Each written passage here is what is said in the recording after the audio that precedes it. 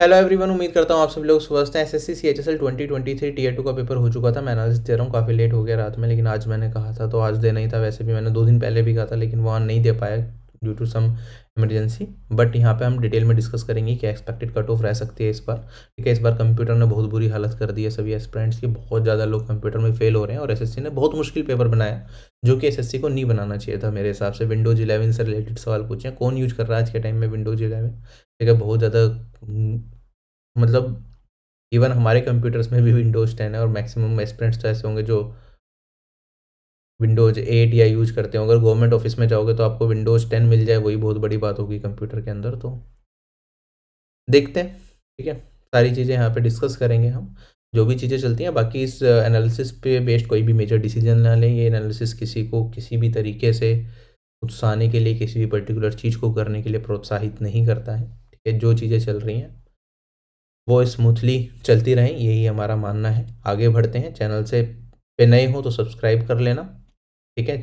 पुराने हो, सब्सक्राइब नहीं किया है तो भी सब्सक्राइब कर सकते हो। मन नहीं है सब्सक्राइब करने का तो स्किप भी कर सकते हो। आगे बढ़ते हैं। सारे प्रीवियस ईयर पेपर्स आपको टेलीग्राम चैनल पे मिल जाएंगे। लेटेस्ट एग्जाम के सारे पेपर्स मॉक फॉर्म में देना चाहो तो आरपी की वेबसाइट पे आप फ्रीली मॉक फॉर्म में दे सकते हो, ठीक है। और CHSL 2023 टीयर 2 का डिटेल्ड सॉल्यूशन के साथ पेपर्स अपलोड कर दिए, पीडीएफ टेलीग्राम पे है। सीपीओ के और बाकी एग्जाम्स के सारे आपको आरबी की वेबसाइट पे free of cost previous year section में मिलेंगे। और अगर आपको नए मॉक चाहिए अपकमिंग एग्जामिनेशन के लिए, वो भी आप दे सकते हैं, ठीक है। सर्वे की पे बात करते हैं। 2085 एस्पिरेंट्स ऐसे थे जिन्होंने सर्वे में पार्टिसिपेशन किया।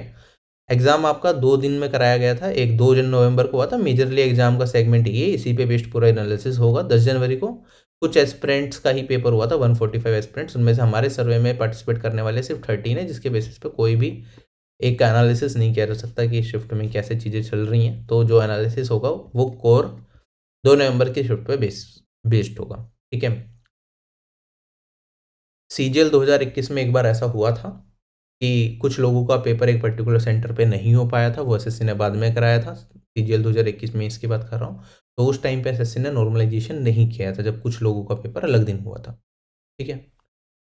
तो उम्मीद कम है इस बार भी कि नॉर्मलाइजेशन शायद ना हो, ठीक है। बाकी एसएससी के ऊपर है, वो जो चाहें वो कर सकते हैं। और यहाँ पे काफ़ी सारे एस्पिरेंट 2 नवंबर की शिफ्ट में कंप्यूटर में डिस्क्वालीफाई भी हो रहे हैं, ठीक है। अगर नॉर्मलाइजेशन होता है तो शायद उसमें से काफ़ी एस्पिरेंट्स क्वालिफाई कर जाएं। बट इसके बारे में कह पाना कि कैसे चीज़ें चलेंगी बहुत मुश्किल है। और इसके बारे में मुझे नहीं लगता कि हमारा कोई रोल है। एसएससी का अपना इंडिपेंडेंट डिसीजन होगा कि उन्हें इस केस में क्या करना चाहिए। बाकी जो कंप्यूटर का पेपर डिफिकल्ट आया 2 नवंबर का, इतना डिफिकल्ट मेरे हिसाब से नहीं देते तो सही रहता क्वालिफाइंग पेपर। और जो क्वेश्चंस पूछे इतने डिफिकल्ट की ज़रूरत भी नहीं थी। चलो आगे बढ़ते हैं अब हम, ठीक है। यहाँ पे 2085 लोगों ने सर में पार्टिसिपेशन किया है, जिसमें 8.2 एस्पिरेंट्स ने कहा कि वो ऑलरेडी किसी ना किसी जॉब पे काम कर रहे हैं सीजीएल या सीएचएसएल से। और बाकी एसएससी सीएचएसएल 2023 के पोस्ट प्रेफरेंस ना भरने वाले लोग हैं 10.4%, ठीक है। अगर मैं वैकेंसीज की बात करता हूँ तो हमारे पास टोटल 1762 वैकेंसीज हैं। कैटेगरी वाइज वैकेंसीज आप देख सकते हैं, और हॉरिजॉन्टल रिजर्वेशन से जो वैकेंसीज हैं वो आप यहाँ पे देख सकते हैं। आपको पता है पीएस से शिफ्ट हो चुका है एसएससी सीजीएल के अंदर, इसलिए सीएचएसएल में कम वैकेंसी आती है। पहले 4 से 5 हज़ार वैकेंसी आती थी, ठीक है। बीआरओ बॉर्डर रोड ऑर्गेनाइजेशन की भी इस बार वैकेंसीज नहीं दिखी, तो ये कह पाना कि किसकी मिनिमम कट ऑफ जाएगी वो भी बहुत मुश्किल है। ज़्यादातर पोस्ट हमारे पास एलडीसी की ही हैं, तो सेम लेवल ऑफ पोस्ट्स हैं सभी का। तो सबसे ज़्यादा जो मेजर फैक्टर रहेगा लोग प्रेफरेंस में वो जो सोच के भरेंगे वो होगी लोकेशन, क्योंकि सीएचएसएल के बाद मैक्सिमम लोग, क्योंकि सिलेबस वगैरह सब चीज़ सेम है, सीजीएल देते ही हैं। और सबको लगता है कि सीएचएसएल निकला है तो सीजीएल भी निकलने की उम्मीद अच्छी रहेगी, और निकल भी जाता है। तो लोग चेंज करते रहते हैं, सीएचएसएल वाली पोस्ट लेने के बाद वो टेम्प्रेरी तरीके से ज्वाइन करते हैं, फिर सीजीएल में सिलेक्शन हो जाए तो मूव कर जाते हैं।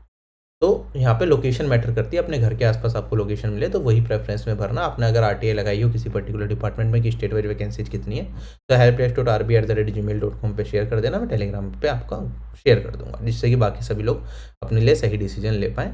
ये डिटेल्स है। CHSL टीयर 1 का रिजल्ट आया था, जिसमें कुछ कैंडिडेट्स में दिक्कत पाई गई थी। तो 145 कैंडिडेट्स और थे। मतलब मेजरली 140 कैंडिडेट ही मान के चलो, जो एलडीसी जेएसओ की लिस्ट में हो गए वो इन दोनों की लिस्ट में तो होंगे ही होंगे, डीईओ की लिस्ट में। तो 140 कैंडिडेट्स लगभग ऐसे रहे होंगे जो 10 जनवरी को अपीयर हुए थे। तो टोटल हमारे पास क्वालिफाई जो करे थे, जो कैंडिडेट्स एग्ज़ाम ने देने के लिए एलिजिबल थे, वो 17,635 थे। और मुझे लगता है इसमें से एक मेजर पोर्शन 14,000 के आसपास कैंडिडेट्स एग्जाम में अपीयर भी हुए हों। अभी एग्जैक्ट डेटा अवेलेबल नहीं है। हमारे सर्वे में 2000 एस्पिरेंट्स थे। उनका अगर मैं आपको डेटा दिखाऊं तो मैथ्स में एवरेज स्कोर उनका 74.91, रीजनिंग में 73.31, इंग्लिश में 103, जीके में 33.97 मीन्स 34, और टोटल इतना बन रहा है।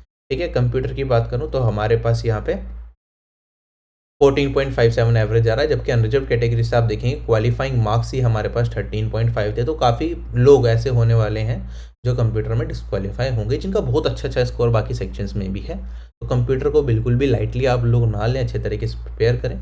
जो 2 नवंबर का पेपर था कंप्यूटर का, वो मेरे हिसाब से पर्सनली काफ़ी ज़्यादा डिफिकल्ट था। ठीक है, विंडोज़ 11, माइक्रोसॉफ्ट ऑफिस 365, चलो 365 से पहले भी पूछे थे, विंडोज़ 11 से स्पेसिफिकली, जो कि बहुत ही कम लोग यूज करते हैं। और आपको शायद ही कोई बुक वगैरह मिलेगी जिसमें विंडोज़ 11 के बारे में डिटेल्स मेंशन हो अच्छे तरीके से। तो ये इससे रिलेटेड सवाल पूछे गए थे जो कि 10 जनवरी की शिफ्ट में अवेलेबल नहीं थे। तो कंप्यूटर का लेवल 2 नवंबर को काफ़ी ज़्यादा डिफिकल्ट रहा। तो 15 में से 5 क्वेश्चन भी काफ़ी एस्पिरेंट्स को करने में दिक्कत है, जिसकी वजह से वो कंप्यूटर में डिस्क्वालीफाई हो गए। ठीक, तो इतना मुश्किल मुझे नहीं लगता एसएससी को बनाना चाहिए। इससे पहले भी कभी एसएससी ने कंप्यूटर का पेपर इतना मुश्किल नहीं बनाया है। ठीक है, CHSL 2022 हुआ, ठीक है, दिल्ली पुलिस कांस्टेबल मिनिस्ट्रियल हुआ, sorry Delhi police constable executive हुआ है, जो भी एग्जाम्स हुए एसएससी ने कंडक्ट कराए, कंप्यूटर किसी में भी इतना हार्ड नहीं पूछा जाता। और यहाँ पे CHSL में अब तक का सबसे हार्ड पेपर मुझे लगता है पूछा है। ठीक है, तो थोड़ी सी दिक्कत यहाँ पे रही है, जबकि जो 10 जनवरी वाला पेपर का लेवल था कंप्यूटर का, वो मुझे ठीक लगा। ये मैंने पेपर को देख के देखा, मैं मार्क्स के बेसिस पे नहीं बता रहा हूँ, ये मैंने खुद पर्सनली दोनों पेपर को ऑब्जर्व करा, तो मुझे ये थोड़ा सा फ़र्क दिखा। ठीक है, बाकी लेकिन मैक्सिमम एस्पिरेंट्स 2 नवंबर वाले शिफ्ट के ही थे। तो लेट्स सी व्हाट हैपन्स। अब देखते हैं आगे, हम आगे बढ़ते हैं यहाँ पे। तो सर्वे में जो टोटल लोगों का स्कोर रहा, जैसे कि अगर हम देखें तो यहाँ पे हमारे सर्वे में 300 से ज़्यादा स्कोर करने वाले 482 कैंडिडेट्स हैं, जिसमें UR, OBC, EWS, SC, ST के कैंडिडेट्स आप देख सकते हैं। 152, 199, 105 इतने हैं। 340 से ऊपर स्कोर करने वाले कैंडिडेट्स नहीं है, लेकिन 330 से स्कोर ऊपर करने वाले कैंडिडेट्स हमारे सर्वे में 3 हैं। 325 से स्कोर करने वाले 14 कैंडिडेट्स हैं। ठीक है, इसमें कैटेगरी वाइज कितने कितने कैंडिडेट्स हैं वो भी आप यहाँ पे देख सकते हैं। आप यहाँ पे एक नज़र अगर नीचे की साइड डालेंगे तो यहाँ पे आप देखेंगे कि OBC कैटेगरी के एस्पिरेंट्स कहीं ज़्यादा हैं अनरिजर्व्ड कैटेगरी से, एक पर्टिकुलर मार्क्स पे। ठीक है, तो मोर और लेस सिमिलर सी कट ऑफ हमें OBC, UR इन सब की देखने को मिलेगी। इनमें से ऑलरेडी सिलेक्टेड कैंडिडेट्स कितने हैं ये देख सकते हैं, और इनमें से कितने लोग ऐसे हैं जो प्रेफरेंस फॉर्म को फिल नहीं करेंगे। ठीक है, ये ऑलरेडी सिलेक्टेड में से नहीं है, जनरल भी है, हो सकते हैं कि सिलेक्टेड नहीं हुआ है लेकिन फिर भी प्रेफरेंस फॉर्म ना भरना चाहते हो या कोई और रीजन। तो टोटल ओवरऑल मिला के कितने लोगों ने कहा प्रेफरेंस फॉर्म फिल नहीं करेंगे। अगर आप में से कोई एस्पिरेंट ऐसा है जिसे लग रहा है कि वो कंप्यूटर में डिस्क्वालीफाई हो जाएगा या उसके नंबर बहुत गंदे हैं, हमारे एनालिसिस के हिसाब से उसका सिलेक्शन नहीं हो पा रहा, तो प्रेफरेंस ऐसा मत करना कि प्रेफरेंस फॉर्म स्किप कर देना। प्रेफरेंस फॉर्म सभी लोगों को भरना जिसे जॉब की रिक्वायरमेंट है, जो CHSL से जॉब करना चाहता है। ठीक है, नो वन नोज आगे जाके क्या होगा, SSC किस तरीके से रिजल्ट को बनाएगा। ठीक है, क्या आगे जाके हो सकता है, SSC के बारे में 100% श्योरिटी से कुछ भी नहीं कहा जा सकता, उनके दिमाग में क्या चीज़ें चल रही हैं। ठीक है, तो जो लोग भी ठीक ठाक, मतलब जो लोग भी प्रेफरेंस भरने के लिए एलिजिबल है और CHSL जॉब चाहिए, तो प्रेफरेंस फॉर्म जरूर आप टाइमली भर देना। ठीक है, और जिन लोगों का सिलेक्शन हो चुका है, ऑलरेडी अच्छी पोस्ट पर काम कर रहे हैं, वो प्रेफरेंस फॉर्म ना भरें, अनलेस कोई मेजर इशू की CHSL से सिलेक्टेड है लेकिन लोकेशन का बहुत बड़ा इशू है और उम्मीद है बहुत अच्छी कि होम लोकेशन मिल जाएगी तो ही भरना। अदरवाइज आपको लगे उम्मीद भी नहीं है या कुछ भी नहीं है तो please skip filling post preference form, या बेटर पोस्ट पे काम कर रहे हो कहीं तो स्किप। अगर कंप्यूटर के क्वालिफाइंग मार्क्स देखे जाएँ, जो कि UR से इतने हैं, OBC से इतने, EWS से इतने, SC ST से इतने, तो कितने कैंडिडेट्स यहाँ पे कंप्यूटर में फेल हो रहे हैं। ठीक है, तो हम देखेंगे यहाँ पे कि 330 से, अभी मैंने आपको दिखाया 330 से ज़्यादा स्कोर करने वाले 3 कैंडिडेट से, 3 में से 2 कैंडिडेट कंप्यूटर में फेल हो रहे हैं। ठीक है, ऐसे ही अगर मैं दिखाऊं 310 से ऊपर टोटल 163 कैंडिडेट्स हमारे सर्वे में थे। 310 से ऊपर टोटल 50 कैंडिडेट्स, 163 में से 50 कैंडिडेट कंप्यूटर में फेल होने वाले हैं। तो यहाँ पे परसेंटेज कितने परसेंट कैंडिडेट जो पिछले दिखाए थे मैंने, उनमें से फेल हो रहे हैं कंप्यूटर के अंदर, तो ये डेटा आप यहाँ पे देख सकते हैं। ठीक है, बहुत सारे एस्पिरेंट जो फेल हो रहे हैं उन्होंने सर्वे का फॉर्म ही नहीं भरा। ठीक है, तो इसलिए और भी एक्चुअल जो नंबर होगा इससे कहीं ज़्यादा हो सकता है। ठीक है, ठीक है, ऑलरेडी सिलेक्टेड में कितने लोग ऐसे हैं जो कंप्यूटर में फेल हो रहे हैं, लेस देन 13 दिखा है यहाँ पे, अलग अलग कैटेगरी वाइज स्प्लिट नहीं करा। ठीक है, 13 से कंपेयर कर लिया ऐसे रैंडम। तो यहाँ पे आप देख सकते हैं कि क्या क्या चीज़ें चल रही हैं।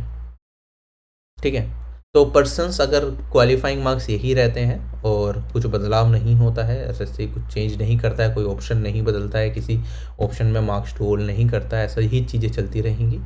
और तो हमारे पास जो कैंडिडेट्स बचेंगे जो क्वालिफाई करेंगे, ठीक है, टोटल में से जो कंप्यूटर में फेल हो रहे हैं अगर उन कैंडिडेट्स को हटा दिया जाए तो लगभग ऐसे कुछ कैंडिडेट्स बचेंगे हमारे सर्वे के साथ। ठीक है, और इसके बेसिस पे अगर मैं ये निकालूं कि एक्सपेक्टेड रैंक क्या बनेगी, बाकी सारी चीज़ें कैसे बनेंगी। ठीक है, अभी मैं सिर्फ आंसर की के बेसिस पे बता रहा हूँ, क्वेश्चंस चेंज हों, कोई और बदलाव आए, नॉर्मलाइजेशन हो या कुछ और चीज़ ऐसे से इंट्रोड्यूस करें, अगर वो सारी चीज़ें कुछ भी होता है तो चीज़ें बिल्कुल बदल जाएंगी। ठीक है, तो फिर ये जो एक्सपेक्टेड कट ऑफ है ये वैलिड नहीं रहेगी, उसी हिसाब से जो जो चेंजेस आएंगे उस हिसाब से चीज़ें बदल जाएंगी।